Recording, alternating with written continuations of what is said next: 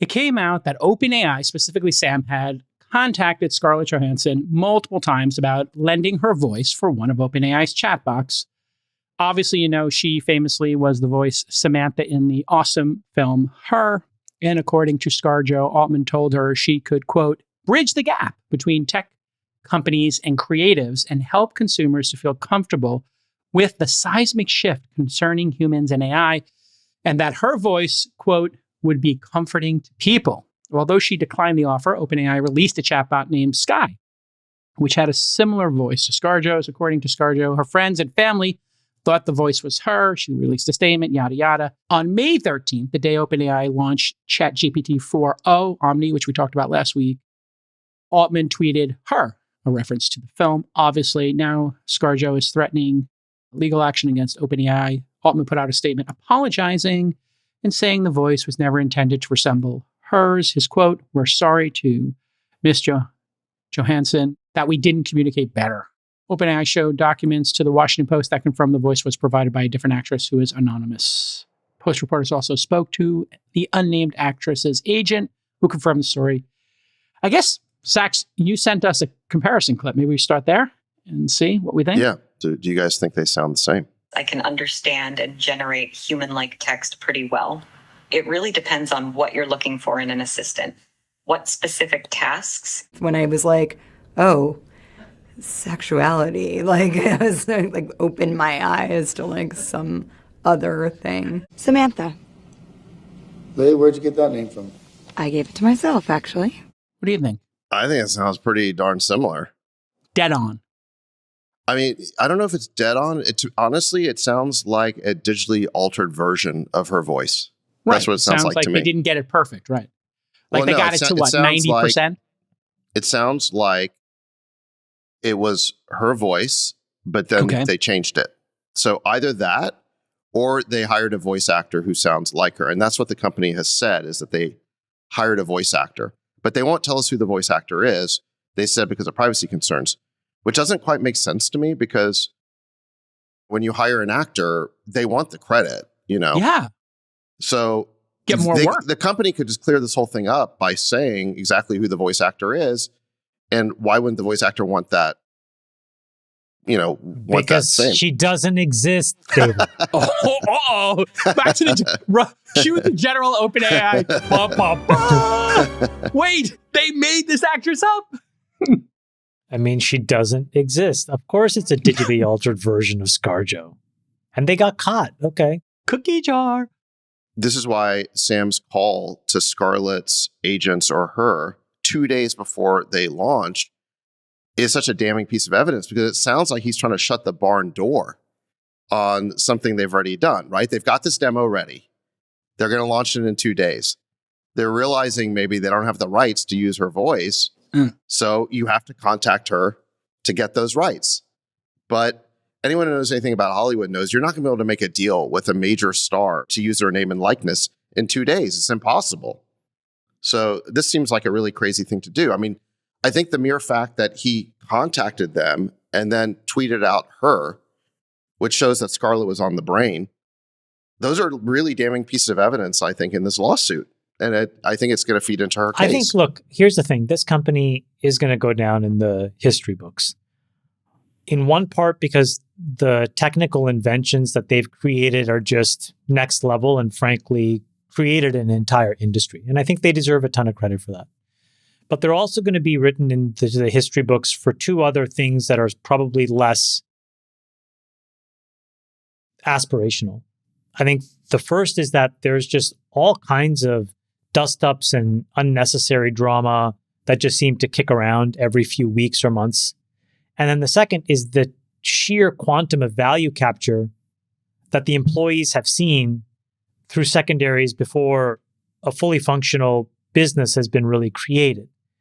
And so I think it explains why folks circle the wagons consistently. I think it's a very rational organization. They're technically ahead of everybody else. A lot of people want to put in money at, crazy prices. A bunch of that value is transferred immediately to the employees who circle the wagons and do what's necessary to keep the taps flowing. And I think that explains the whole thing. And I think that explains many Silicon Valley companies, quite honestly. circle the wagons, defend the company, sell your shares in secondary at 90 billion to Thrive or whoever. What's your take, Friedberg, on all of this craziness and drama? I think what we will see over time is that rather than have the ability to sue for their likeness, a lot of AI that is like a celebrity, the value of it will arise from the celebrity's endorsement, not actually using the celebrity's features. So without the endorsement, I know everyone kind of wants to point to this idea of likeness, but I think that there's something about the authentic aspect of having the celebrity actually endorse and provide their signature or their stamp on it. Restaurants are a good example. Some celebrity chef says, I was involved in making this menu. That's a lot different than mimicking the celebrity chef's menu from his restaurant, putting his or her name and brand on it. There's a bunch of videos on YouTube now. I don't know if you guys probably don't watch these, but I love watching these videos where like music producers make tracks and how they do it. And so many of these producers now are using AI tools, taking samples off of old records or other tracks, and then telling the AI, make something that sounds like this or looks like this, but isn't like this. And so there's enough of a transformation happening that it isn't a direct likeness.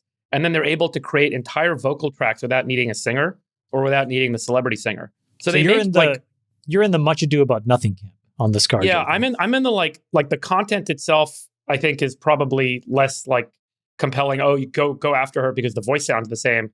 But I do think that there's this element of like, what if you could then say, hey, Britney Spears actually lent her voice to this track? So do you think if she sues OpenAI, do you think it should just get thrown out? It's not a real case.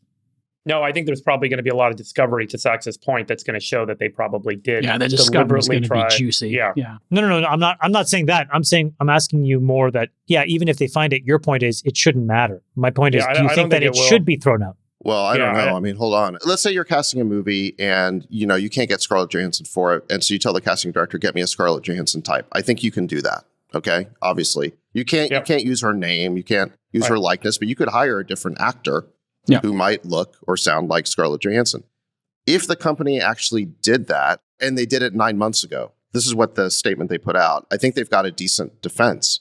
Yeah. But because they may have done. I don't know if we believe that. I mean, again, why don't you just put out the name of the actual actor, voice actor that you used? And there's a very simple test here. If there's confusion amongst the public, which is what ScarJo put in her letter, and that was a legally written, deftly written letter to set up a huge settlement. Because she said, the morning this came out, all of my friends said, oh my God, congratulations on your ChatGPT deal. This is great. The public being confused is the key issue here. And there's something called the right to publicity. This is basically how celebrities defend their rights. It's happening all the time to podcasters, by the way. There was a company that put me in their ads based on something I said in a show.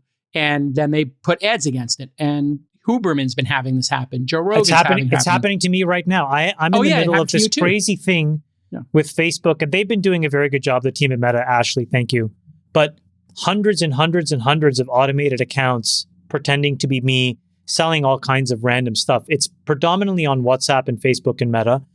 And I don't know what to do because we worked together with them. We shut it down.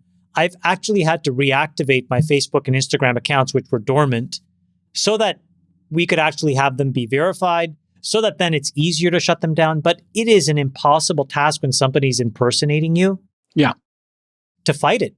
At least in my experience, it's been a month and it's just like every 100 we take down, it's another 1,000 pop up. In both of those cases, you guys have your exact image of you being shown to sell stuff. I think that in this case, it's also unique to ScarJo because she was the voice from her. There is no, if this were like a voice sort of like Cameron Diaz or sort of like Julia Roberts, it wouldn't be as big a deal because it would certainly got some differences to it. But it's because they're trying to mimic the movie Her. Well, didn't Meta use Morgan Freeman when Zuck created like an AI or something as a project? Do you guys remember that? Wasn't Morgan Freeman the voice? They paid for it. And there's a company, Speechify. I'm not an investor or anything like that, but they have Gwyneth Paltrow as a licensed voice to read your stuff. So they should just license Gwyneth's voice. Obvious. Like just whoever wants to get paid, here's the opportunity. If 3 people say no, the fourth will say yes. What do you guys think about the fact that they're not trying to say this is this person's voice, but they want to say like, hey, let's say you just can prompt the AI and say, generate a voice that is sort of like movies that are comfortable and calming to people to listen to, and that we think people will be comfortable. And the AI generates something that sounds like ScarJo. I've said this before, but it's not deliberately trained on ScarJo. Using a computer to probabilistically copy something is still copying something. Yes. Come on, guys. Let's not make this too complicated. Is the public confused is the only test you need for you. What if there's two public actresses that both have similar voices, and then they both claim, hey, you tried to make this sound like me? What do you do in that case, Chamath? Well, which one did you call 2 days before the demo? Yeah, exactly. And did the CEO tweet her? I think your whole point about discovery is what is going to get them in trouble in this case, because they were clearly trying to do an impersonation of her, right? Yeah, if they never reached out to Scarlett, they could claim it's just a coincidence. But they called her twice. Yeah. They called her some months before and then 2 days before, which indicates panic. Judge Sachs, give your verdict. I'm starting a new spin-off show. Judge Sachs says... Guilty. Okay, guilty on all charges. Judge Sachs, sentence now. What's the sentence? The sentence is that Scarlett Johansson is going to end up owning more of this company than Sam Altman. That's what's going to happen. Look, they call her 2 days before. Why do you do that? Guilty. Because you know you have a problem. And you're trying to put the horse back in the barn. Exactly. Now, what they should have done is as soon as she says no, you just change the voice completely. Or you get a fixer. Get Michael Cohen in there and get a settlement going. Let's get some fixer in there to fix it. Okay, listen, enough with OpenAI. Oh, wait, there's more. Geez, it's ruining the docket. I guess we have to talk about the next drama from OpenAI this week.